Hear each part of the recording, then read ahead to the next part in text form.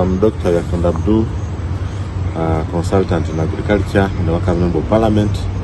I want to thank the organizers of the Agricultural Annual Conference for organizing, and I'm looking at a comparative analysis of North American agriculture and Africa, specifically Uganda.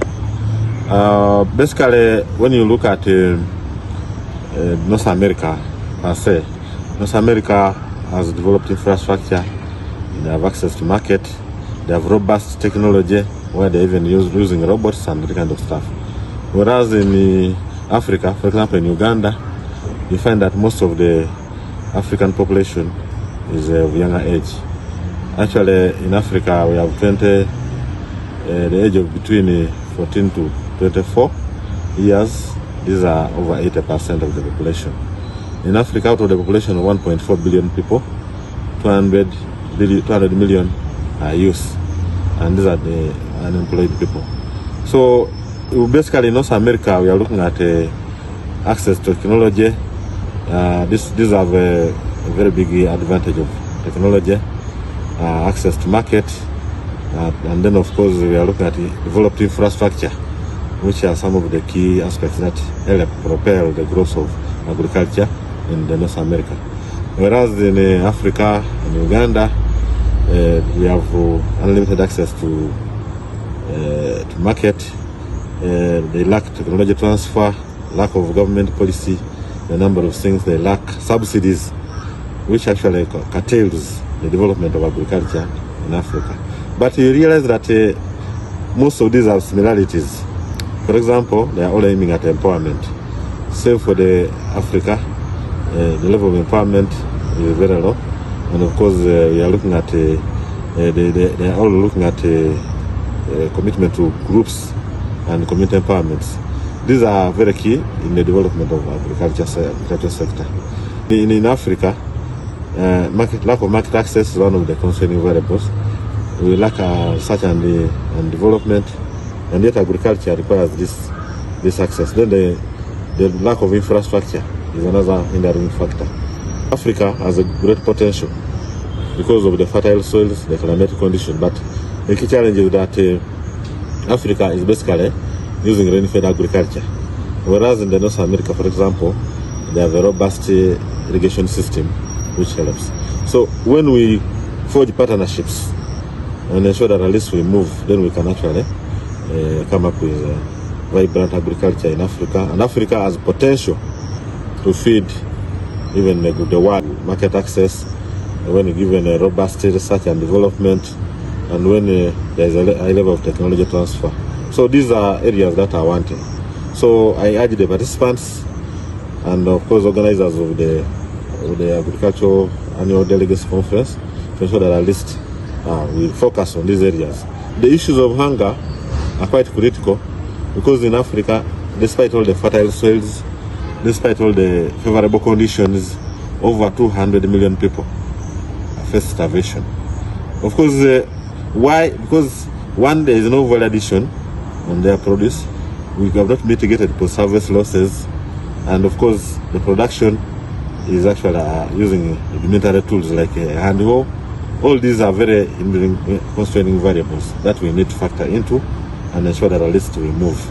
So I would urge that at this conference, we should ensure that at least we move along those areas and promote agriculture.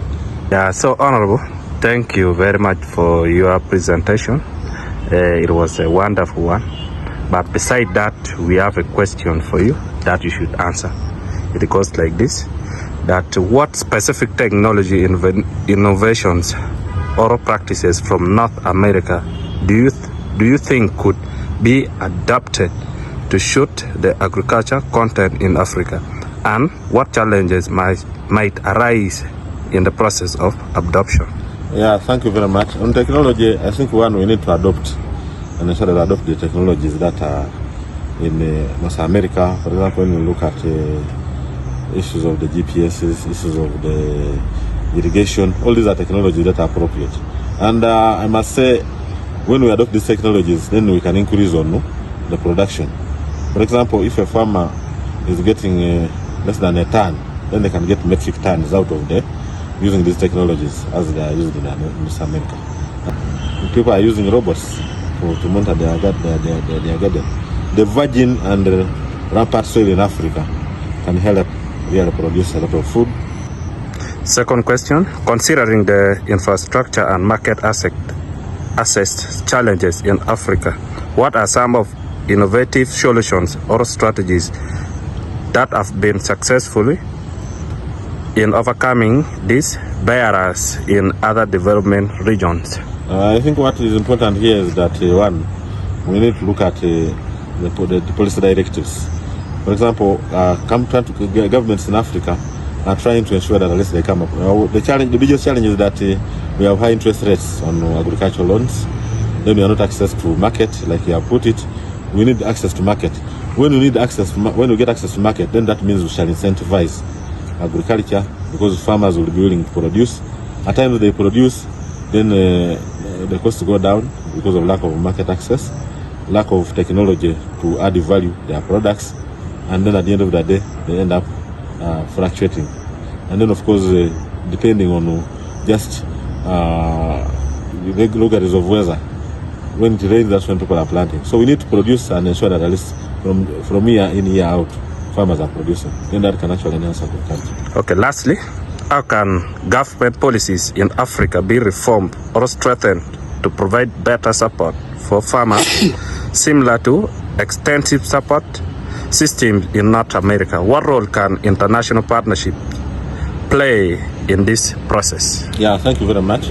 I think the role of policy should be inclusiveness. For example, the role of ownership of assets. For example, by certain segments of society, the women in Africa do not have actually collateral for loans. They don't own the factors of production like land. All these must be given a thought.